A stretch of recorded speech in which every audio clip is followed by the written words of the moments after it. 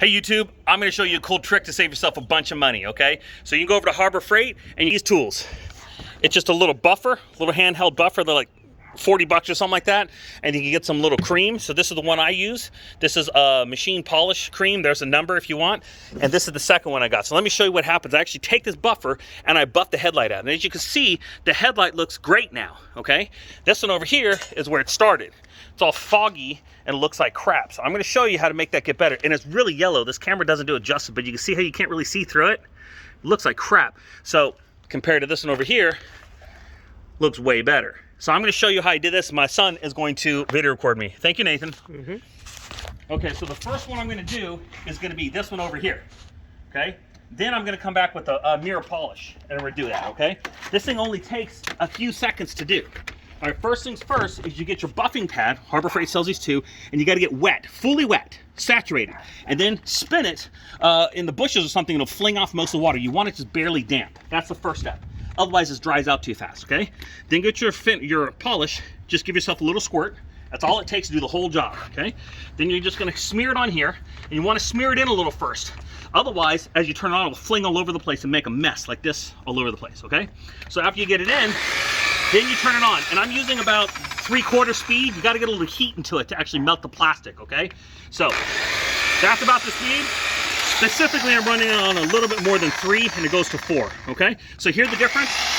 That's a pretty good speed, but when you're touching, okay, it bogs down a little, okay? So then you come in here and just buff it, and buff it for about, I don't know, maybe about a minute. Just get over the whole thing. And then what will happen is your pad will actually start to get a little dry, and it'll start getting some heat in it, okay? And it really doesn't take much. So it's already got hot and starting to get dry now. So the buff is already starting to turn to a powder and fling off, okay? So it's gonna be a bit of a long video, but just bear with me. I'm gonna show you this whole one, okay? So you see it's starting to get dry. See it's powder there? Zoom in, can you see that, Nathan? Mm-hmm. Just move the camera closer, you don't have to actually zoom in. Do you see that? So it's starting to get dry, okay? So that's what you're aiming for, okay? Let's do this side over here. And what we're doing is we're taking the top layer off of the light.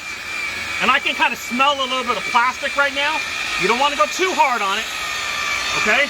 And always keep it moving, because this light is literally hot to the touch. So if you don't keep it moving, you'll actually burn your light. Literally burn it. It'll start to bubble and melt and stuff. You don't want to go that far. So keep moving like I did.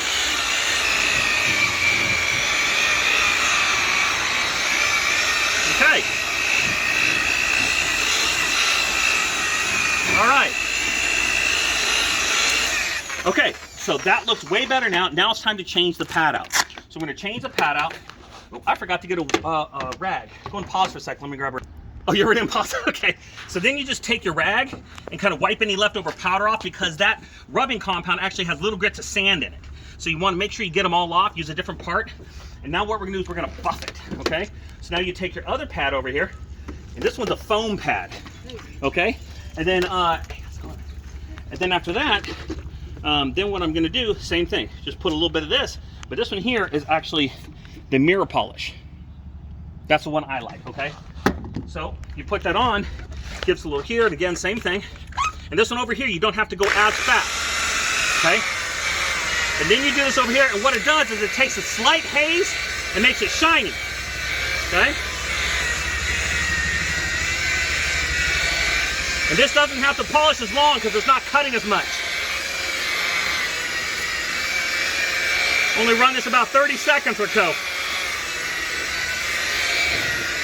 And you can see I'm kind of going in an angle to get the around, and then an angle this way to get the top. But be really careful with the edges with this rubbing compound, because you'll burn through the paint really quick. So like right here, I hit it a couple places, but it just hit the plastic, so that didn't damage the paint. A little paint thinner will take it off, but be careful, okay? Okay, that looks pretty good there. All right, so now I'm just gonna wipe that as well. Okay, now that is done. So what you have to do on this over here is you see the difference on this. Now it's not yellow.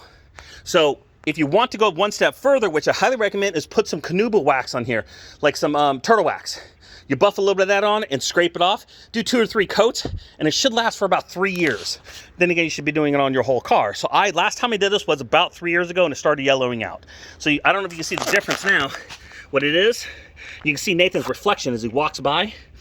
So it's really shiny and beautiful now, okay? This one over here, I've not mirror polished yet. So it's still shiny, but it's not as good, okay? And I still gotta clean it, I gotta wipe it.